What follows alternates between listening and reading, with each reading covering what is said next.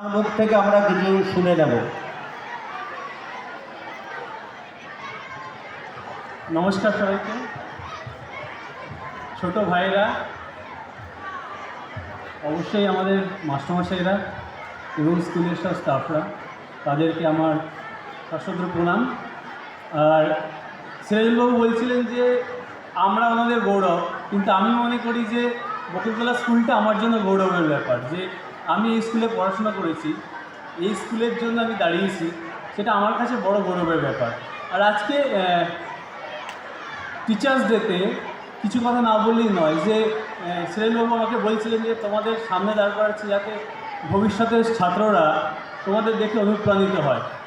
তো আমার কথা যদি আমি বলি, আর বাকি সবার কথা, এটা হচ্ছে কমন সবার কথা, যে যখন আমরা প্রথমে জন্মানোর পর আমাদের ফার্স্ট টিচার হয় আমাদের মাদার্স, পেরেন্টস, মা বা বাবারা।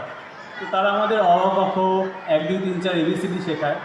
তারপর একটা ছোট বাচ্চাকে মা বাবারা টিচারদের হাতে তুলে দেন স্কুলে। সেই স্কুলে এসে এই সকালে যেমন একটা প্রদীপ জ্বালানো হলো, সেই স্কুলে এসে টিচার্স আমাদের সময়, আমাদের মাঝে আছেন সিরাজুলবাবু, বাকি সব টিচার্স আমাদের সময়কার, তারা রিটায়ার করে গেছেন।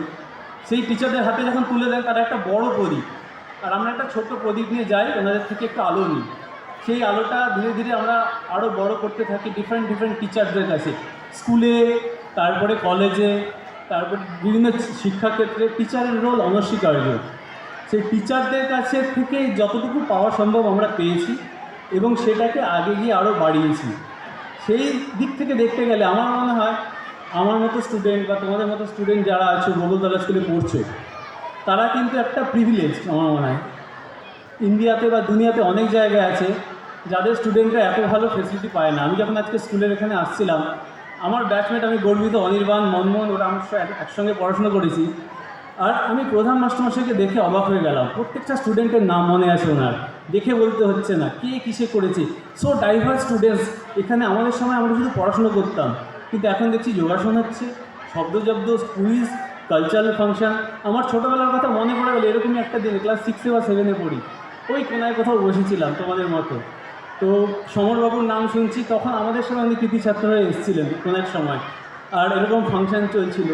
সিরাজবাবুর জনপ্রিয়তা সেই একই রকম আছে। সেই যখন উনি এলেন, সব স্টুডেন্টরা যেরকম করে হাততালি দিল, সেই দেখে মনে হয় সিরাজবাবু যে কানেকশান করার ক্ষমতা স্টুডেন্টের সঙ্গে, ক্লাসে এসে 2 হাতে লিখতেন, একটা কিছু পড়াচ্ছেন, সেটা যেন স্টুডেন্টরা পড়া মনে না করে, সেটা যেন এনগেজ হয়ে বুঝছি, একটা অবাক কিছু দেখছি, এরকম মনে হচ্ছে।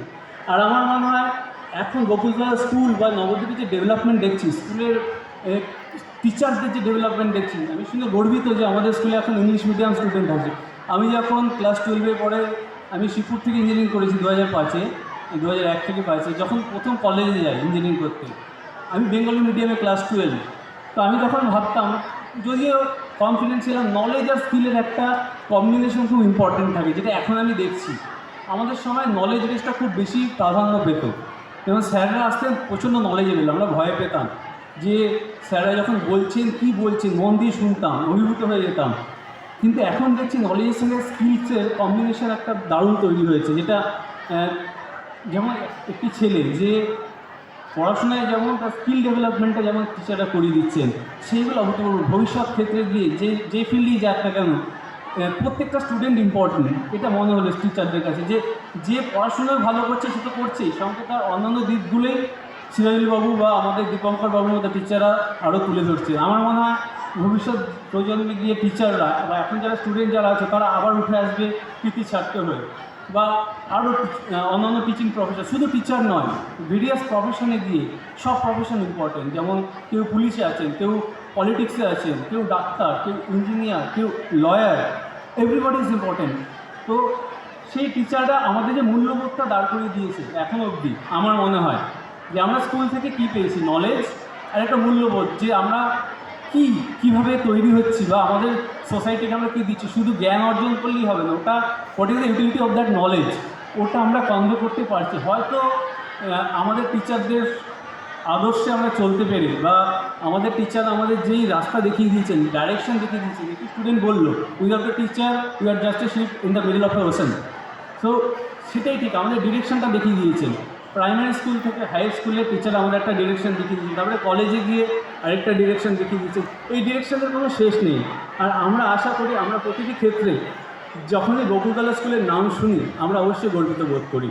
আর সিরাজুল বাবু অ্যান্ড অবশ্যই আমাদের প্রধান শিক্ষক মহাশয় দীপঙ্কর বাবু আমাকে এখানে ইনভাইট করে এনেছে, তার জন্য আমি খুবই গর্বিত, খুবই অনুপ্রাণিত। এবং অবশ্যই যে কোনো সময় সিরাজুলবাবু যেমন বলেছেন আমাদের 150 ইয়ার সেলিব্রেশন বা যে কোনো সময় স্কুলের যে কোনো স্টুডেন্টের যে কোনো কারণে হোক আমি একটা কলের জন্য ওয়েট করব, যে কোনো সময় কল করবেন, আমি উপস্থিত থাকবো। এই বলে আমি আমার বক্তব্য শেষ করছি। Thank you.